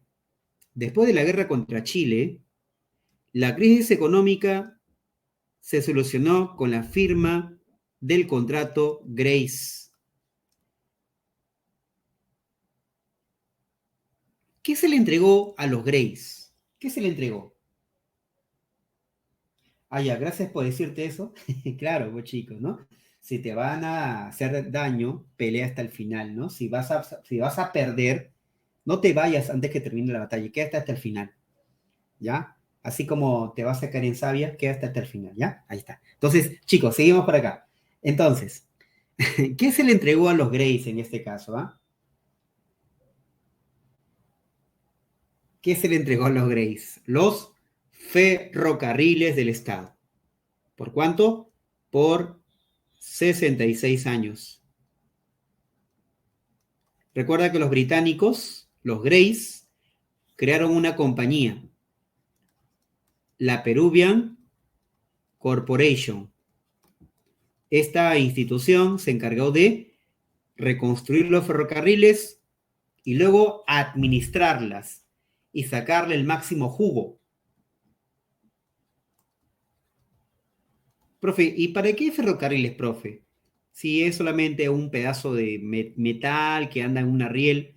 Chicos, si tú manejas el ferrocarril, puedes sacar todos los recursos que tú quieras del Perú.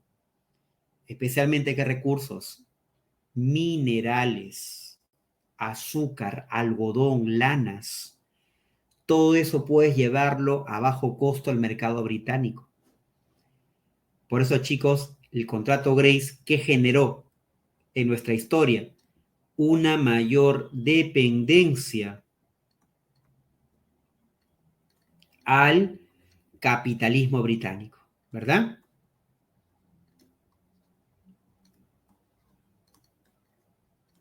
Pero también mira lo que trajo el contrato Grace, ¿ah? Una real recuperación económica del Perú. Hoy sabemos, chicos, que con el contrato Grace realmente la economía peruana se reconstruye luego de la guerra contra Chile. La economía peruana vuelve al mercado internacional. Ahora el Perú, luego del contrato Grace, ya no va a ser conocido por la venta del guano, tampoco por el salitre. Perú va a ser conocido en el mundo por la venta de azúcar, lana, cobre y caucho. Por eso que el contrato Grace nos cambió la historia para siempre. Claro que el contrato Grace tuvo su lado también negativo. Muchos decían que no era muy, digamos, favorable depender tanto de un país como Inglaterra. Y efectivamente, chicos, la dependencia con Inglaterra trajo una crisis. ¿Cuál es la crisis, profe, que trajo esta dependencia con Inglaterra? La crisis de la Primera Guerra Mundial. Recuerda que cuando acaba la Guerra Mundial, el Perú entra en una crisis económica terrible. por lo cual los ingleses nos dejan ese impacto de la crisis de la Guerra Mundial acá. Ya eso va a ocurrir ya por el año 1919. ¿Está bien?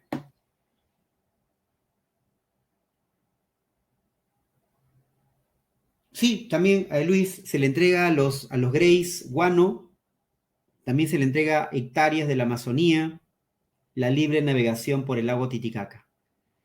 Así es. José Carlos Mariátegui, en su obra Los 7 ensayos, habla de este contrato Grace y dice que el contrato Grace significó la dependencia al imperialismo británico, dice Mariátegui, ¿no? Así es, ¿ya? Listo, vamos a la pregunta número 13.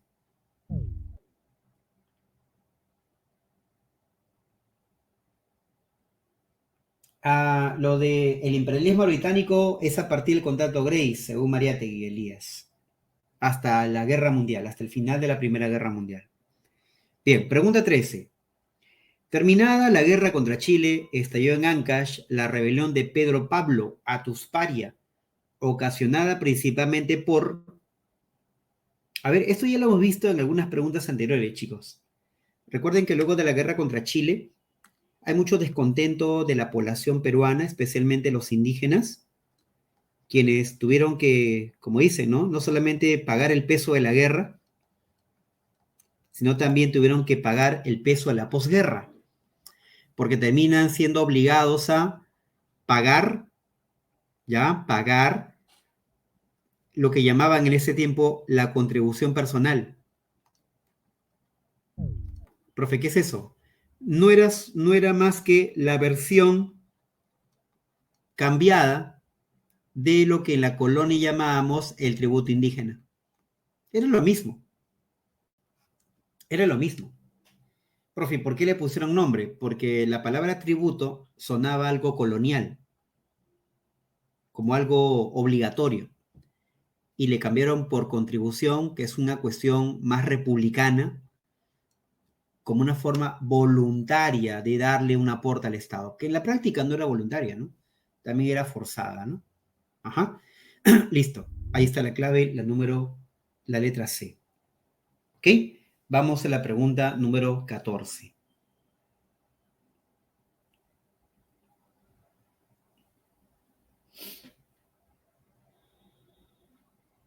Ahora mira, como les comentaba hace un instante, luego de la guerra contra Chile, hay una recuperación económica del Perú, lo que comúnmente llamamos la reconstrucción nacional, ¿sí?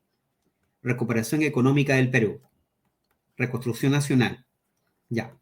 Entonces, la economía peruana comienza a reactivarse y el objetivo de la clase alta peruana era convertir al Perú en un país moderno, con progreso, con tecnología, con inversiones. Y los indígenas, por ejemplo, no podían ser parte de este proyecto. Uno, porque no eran educados. Perdón. Dos, perdón, porque no eran vistos como ciudadanos civilizados. Entonces, la clase alta peruana, luego de la guerra contra Chile, chicos, ¿qué cosa hizo? Fomentó la inmigración extranjera. ¿Ya? Recuerda que la clase alta pensaba que si vienen más extranjeros, el Perú se va a modernizar. Porque los europeos, que es la raza blanca, es superior a cualquier raza del mundo. Una pregunta, chicos, ¿cómo se llama esta teoría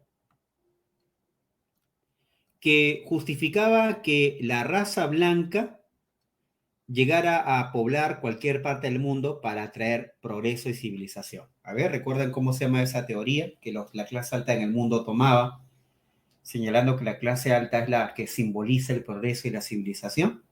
¿Cómo se llama esa teoría? ¿Recuerdan?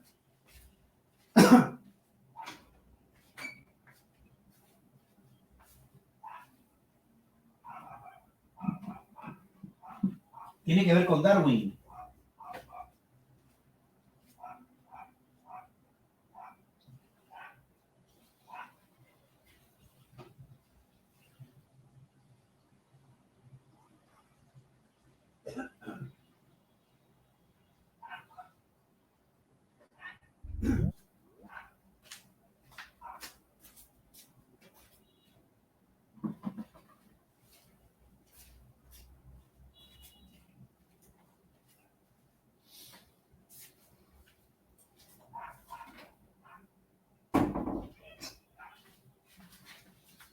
Claro, la teoría del darwinismo social, claro que sí, darwinismo social.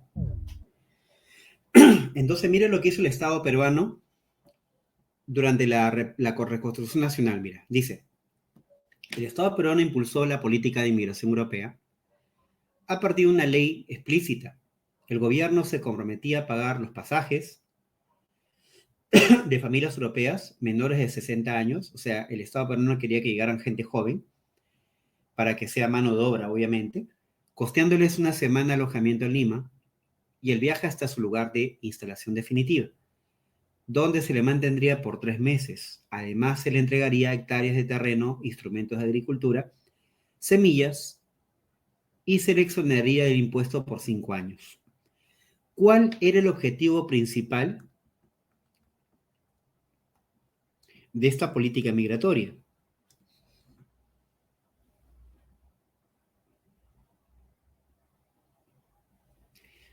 Recuerden que los que van a llegar al Perú, chicos, son europeos, pero como alguna vez les comenté, estos europeos no eran de clase alta. Estos europeos que venían al Perú era de la gente más pobre que había en Europa. Son migrantes, pues chicos. Un migrante es el que sale del país porque no encuentra trabajo en su país de origen, ¿sí o no? ¿Ven? Entonces eran blancos recontra pobres, recontra misios. Con todo respeto. Algo así como los venezolanos llegaron al Perú. Se van a dedicar a todo tipo de trabajo. Todo tipo de trabajo van a hacer estos europeos. La idea de la clase alta peruana es que estos europeos traigan progreso. Así simplemente. Era como un acto de magia, ¿no? Vienen los blancos, el Perú va a progresar. ¿No es cierto? Esa es la idea que tiene la clase alta. Pero obviamente no fue así, pues chicos. Porque como te decía, los europeos no eran gente preparada, no era gente culta, no era gente educada, era gente de la más pobre que había en Europa. Así que para empezar, estos europeos no van a ocupar altos cargos en el gobierno. ¿Ya? ¿Qué más? La idea era llevarlos a la sierra y a la selva. ¿Ya? Llevarlos allá, porque ya están las zonas menos desarrolladas del Perú. ¿Ok? La idea era que los europeos chambeen la tierra, punto, nada más. Y como dije, por acto de magia, los europeos traerían el progreso. Ni siquiera había un plan agrícola en el Perú. ¿Ya? Es como decir, ¿no? A ver, voy a traer al Perú a los japoneses, porque en Japón hay robots, ¿no? Hay maquinaria electrónica. Así que yo traigo más japoneses y acá traen la tecnología. O sea, no es una cosa espontánea, ¿no? Eso es lo que terminan pensando la clase alta peruana. Sin plan, los europeos, según ellos, van a traer progreso al Perú. D. Aprovechar la experiencia de técnicos. Bueno, primero que no eran técnicos, como te decía, no eran educados. La mayoría no habían terminado ni siquiera la secundaria. La E. Facilitar la explotación de las riquezas naturales de la República. ¿Ya? Así es. ¿Correcto? Ahora, te comento que esto también fue pregunta de admisión San Marcos sobre la ley de inmigración, porque esta es una ley de inmigración, chicos. La ley de inmigración de 1894 fue esta ley. Propuesta en el gobierno del presidente Remigio Morales Bermúdez. ¿Qué pasó con esta ley, profe? Fracasó. Fracasó. Se pensaba que iban a llegar al Perú 1 millón, 2 millones de europeos. ¿Saben cuánto llegaron, chicos, al Perú? Ni siquiera llegaron a los 200.000 europeos. Profe, ¿por qué los europeos no querían venir al Perú si es bonito, profe? Hay buen clima, buena comida, profe. Buenas playas. Disculpa, chicos, pero al europeo no le importaba el Perú. Le valía el Perú. ¿Por qué? ¿Saben por qué, chicos? Porque estos europeos quieren ir a países donde hay industrias, donde les pagan un salario. Les pagan salarios altos. Ellos saben que el Perú, los empresarios peruanos, pagan miserias al trabajador. Hasta los tratan como esclavos. ¿Te acuerdas? Y entonces no van a venir, pues chicos, si están saliendo de un país pobre, no van a venir acá a trabajar para ser más pobres, ¿no? Así que ellos se van ¿a dónde? Los europeos en cantidades. A Estados Unidos, a Venezuela, se van mayormente a Argentina, a Buenos Aires, a Mar del Plata, a Montevideo, se van a Santiago de Chile.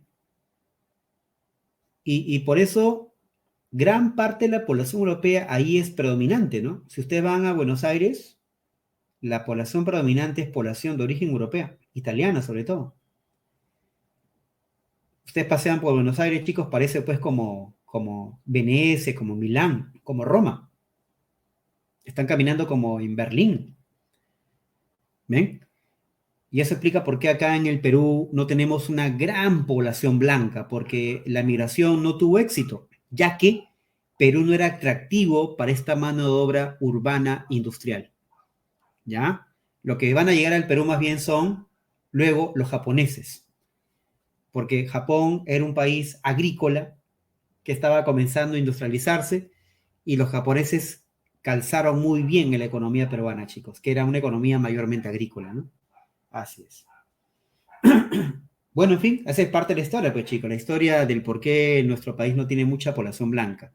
Bueno, también porque nuestra población mayoritariamente pues no es blanca históricamente, ¿no? Es población indígena mestiza, ¿no? Así es. ¿Listo? Número 15. Así es, ser marroncito tiene sus ventajas genéticas, claro, chicos, y eso lo ha explicado el profe de biología seguramente, ¿no?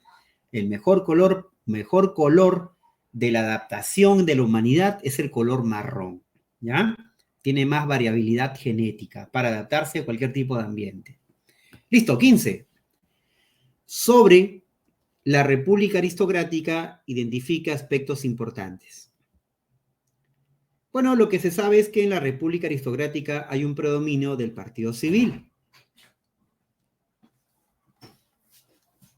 ¿Ya? Un ratito, chicos, un minutito, por favor. Un minutito.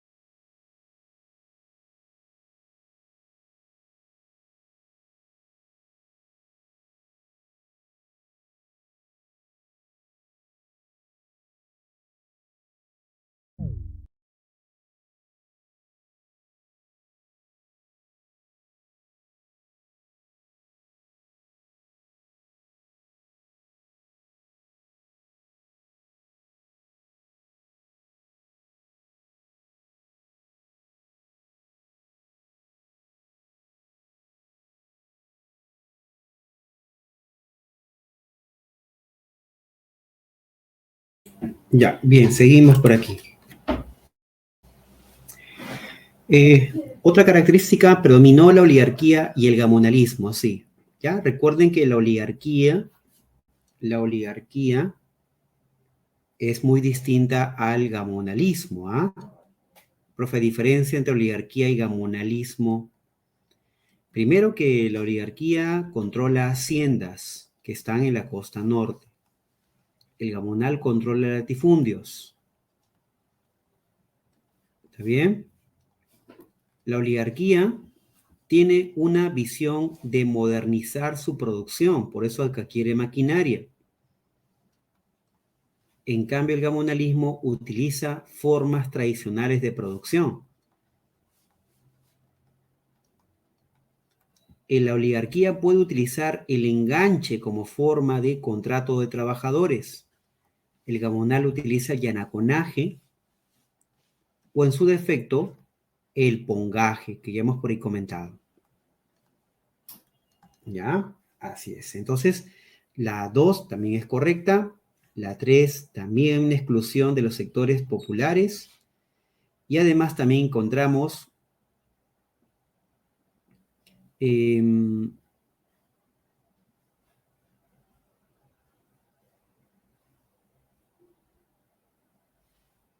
la firma del tratado Rada Gamio Figueroa Larraín, aunque ese tratado es el tratado con Chile, ¿no? Eso ya es en el gobierno de el oncenio Leguía, que vendrá más adelante.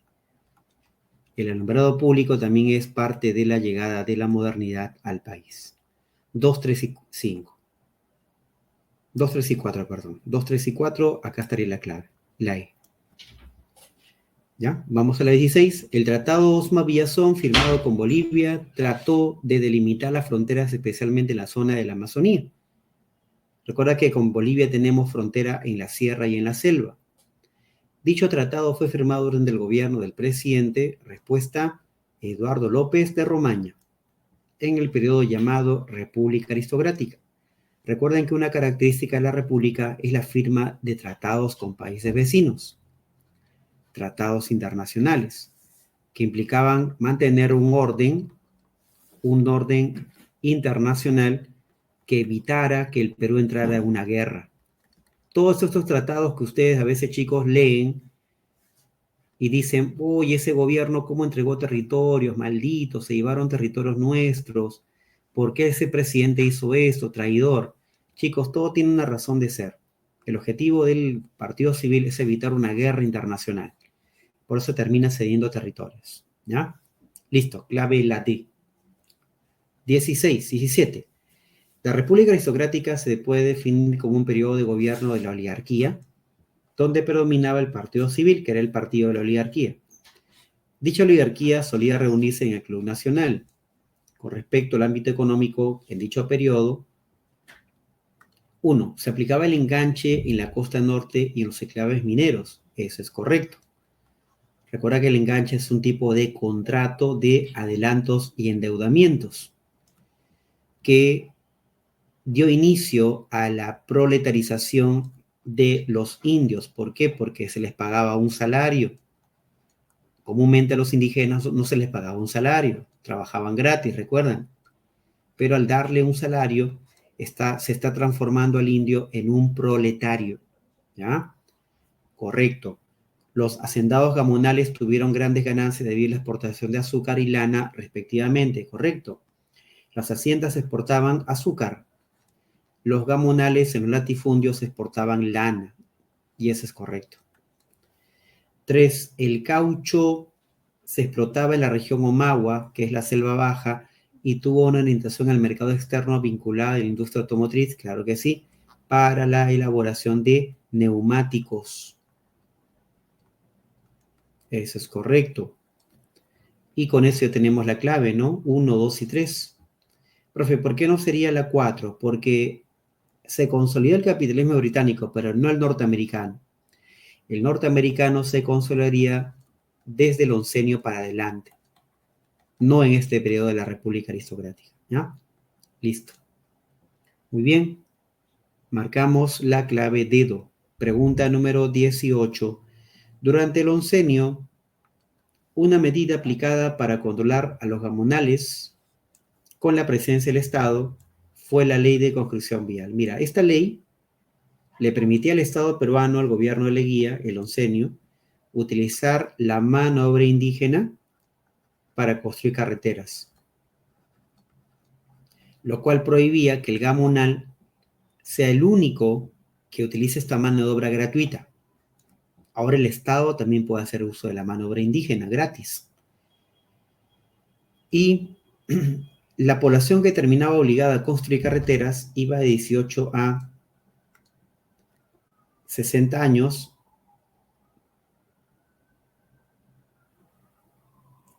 por lo que este tipo de trabajo va a ser llamado también como la mitad republicana, porque era un trabajo obligatorio de la población indígena para con el Estado. ¿Sí? Listo. ¿Ya? Bien, vamos a la pregunta 19. Sobre el tercer militarismo, identifiquen los enunciados correctos. Bueno, esta es la época donde los gobiernos peruanos simpatizaron con el fascismo, ¿no? Sánchez Cerro, Benavides simpatizaron con el fascismo. Y en este periodo hubo una represión contra el Partido Aprista Peruano y contra el Partido Comunista del Perú, especialmente en el gobierno de Sánchez Cerro. Incluso San Marcos, que era una universidad llena de apristas en ese tiempo, ya termina siendo cerrada. Los apristas se rebelaron contra el gobierno de Sánchez Cerro en Trujillo y luego de eso el gobierno de Sánchez Cerro masacra a gran parte de la población de Trujillo que había participado en la rebelión del APRA de ese año. Eso se llama el año de la barbarie, ¿no? Pero también, por otra parte, a nivel jurídico, en el gobierno de Sánchez Cerro se promulga la Constitución Política de 1933, que reemplazó a la que tuvo Leguía en 1920 y estableció por primera vez en la historia el voto femenino. Pero acá hay una salvedad, para elecciones municipales solamente, ¿ya? Para elecciones locales. ¿Ya? Así que eso también es correcto. Nos quedamos entonces con la alternativa C, 1, 2 y 3. Profe, ¿por qué no la 4? Porque Sánchez Cerro no creó el Seguro Social, ¿ya? Eso fue una creación del presidente Benavides. Pregunta 20. Última pregunta. Durante el ochenio, el gobierno realizó varias obras en el rubro de la salud, educación, administración, entre otras. Esta política pública se debió al contexto internacional vinculado a ¿qué?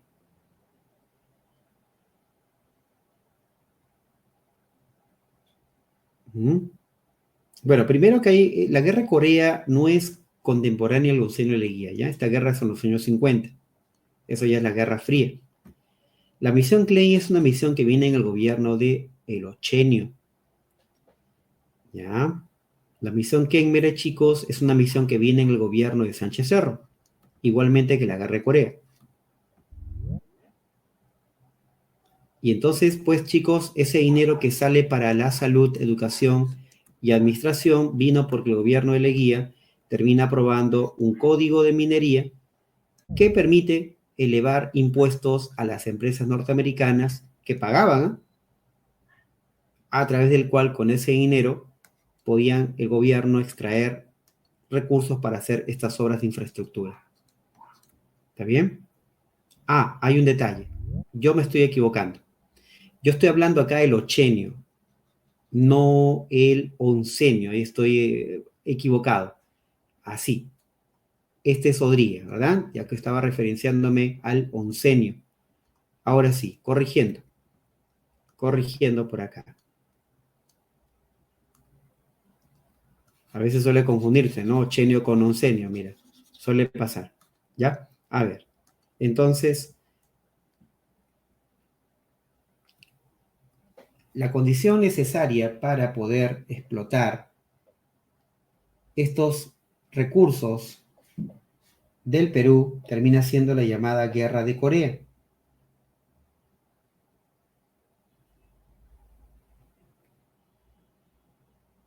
¿Ya? Que va a ser fundamental para que el Perú explote el rubro agrícola y el rubro minero. Con ese dinero el gobierno, ¿qué hizo? Salud, por ejemplo, ¿qué construyó? El hospital del empleado.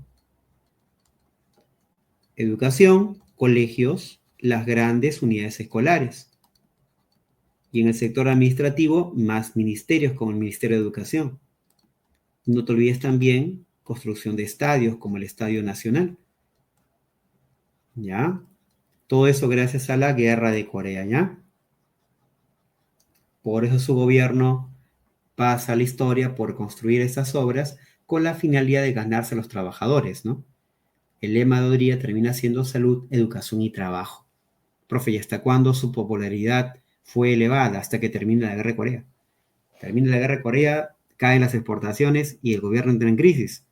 Solo así pudo dejar el gobierno el poder por la crisis de posguerra de Corea. ¿Ya? Bueno, chicos, entonces con esto hemos llegado al final. Muchas gracias por la atención. Se cuidan muchísimo. Nos vemos la próxima semana en una clase ya directa de nuestro avance académico. ¿Ya? Buenas noches con todos, chicos. Nos vemos. Cuídense.